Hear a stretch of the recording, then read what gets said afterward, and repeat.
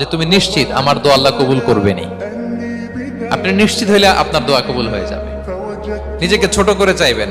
ফাসআলুল্লাহ বিবুতুনি আকুফিকুম, বিষ্ণু বলেন তোমাদের হাতের তালুগুলো উপরের দিকে। ভিক্ষুকরা যেমনি চায়, স্যার 2 দিন ধরে কিছু খাই নাই স্যার, 2টা টাকা দেন, এই যে এইভাবে যে চায় হাত পাতে, এরকম হাতের তালুগুলো উপরের দিকে করে ভিক্ষুকের মতো আল্লাহর কাছে চাও।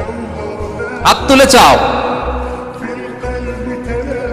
হাত না তুলেও দোয়া করা যায়, হাত তুলেও করা যায়, কিন্তু বিষ্ণু বলেন হাত তুলে চাও।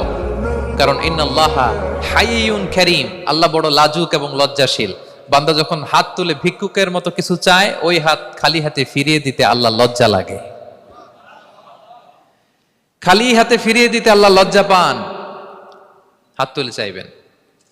দোয়াতে আল্লাহর নামগুলো ধরে ধরে ডাকুন, ইয়া আল্লাহ, ইয়া রহমান, ইয়া রহিম, ইয়া হাইয়ু, ইয়া কাইয়ুম, বিরহমাতিকা আস্তাগীথ।